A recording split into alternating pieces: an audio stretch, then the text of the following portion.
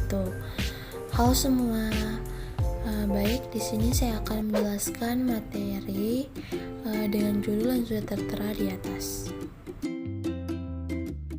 Sebelum lanjut, perkenalkan, nama saya Rizky Amalia, NIM D1A121056 dari jurusan Agribisnis Fakultas Pertanian.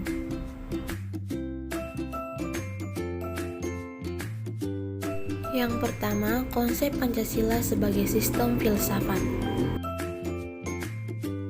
Beberapa Pancasila sebagai sistem filsafat. Yang pertama, sebagai seorang pedagang, filsafat saya adalah meraih keuntungan sebanyak-banyaknya. Yang kedua, saya sebagai seorang prajurit TNI. Filsafat saya adalah mempertahankan tanah air Indonesia ini dari serangan musuh sampai titik darah terakhir. Yang ketiga, Pancasila merupakan dasar filsafat negara yang mewarnai seluruh peraturan hukum yang berlaku. Dan yang keempat, sebagai seorang wakil rakyat, maka filsafat saya adalah bekerja untuk membela kepentingan rakyat. Selanjutnya, pengertian filsafat berdasarkan watak dan fungsinya sebagaimana yang dikemukakan oleh Titus Smith dan Nallon sebagai berikut. Yang pertama, filsafat adalah sekumpulan sikap dan kepercayaan terhadap kehidupan dan alam yang biasanya diterima secara tidak kritis. 2. Filsafat adalah suatu proses kritik atau pemikiran terhadap kepercayaan dan sikap yang sangat dijunjung tinggi. 3. Filsafat adalah usaha untuk mendapatkan gambaran keseluruhan. Yang keempat, filsafat adalah analisis logis dari bahasa serta penjelasan tentang arti kata dan konsep. Dan yang kelima, filsafat adalah sekumpulan problematik yang langsung mendapat perhatian manusia dan dicari jawabannya oleh ahli-ahli filsafat. Selanjutnya B. Urgensi Pancasila sebagai sistem negara. Manusia memerlukan filsafat karena beberapa alasan, yaitu: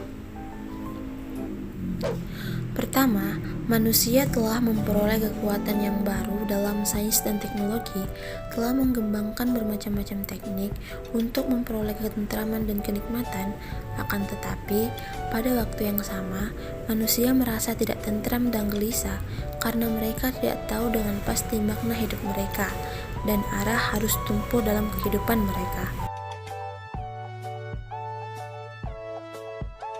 Kedua, filsafat melalui kerjasama dengan disiplin ilmu lain, melainkan peran yang sangat penting untuk membimbing manusia kepada keinginan dan aspirasi mereka.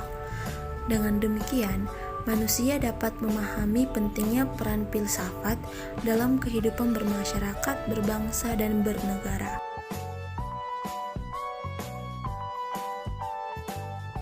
Selanjutnya, filsafat Pancasila sebagai genitivus objektivus dan genitivus subjektivus. Pancasila sebagai genitivus objektivus artinya nilai-nilai Pancasila dijadikan sebagai objek yang dicari landasan filosofinya berdasarkan sistem-sistem cabang filsafat yang berkembang di era Pancasila. Sebagai genitivus subjektivus artinya nilai-nilai Pancasila dipergunakan untuk mengkritik berbagai aliran filsafat yang berkembang untuk menemukan hal-hal yang sesuai dengan nilai-nilai Pancasila.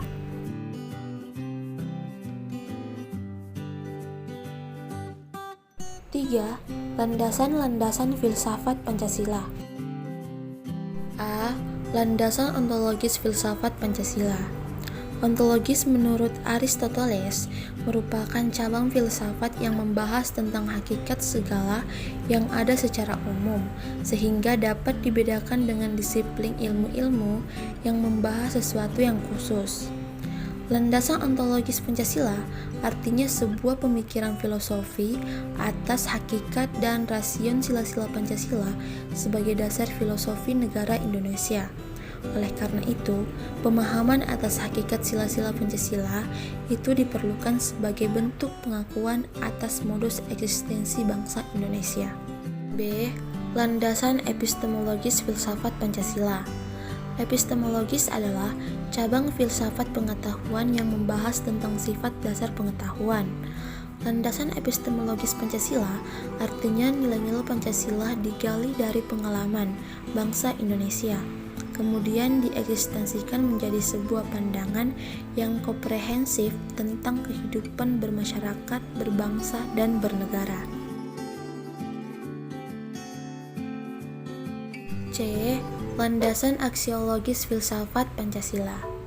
Istilah aksiologis terkait dengan masalah nilai.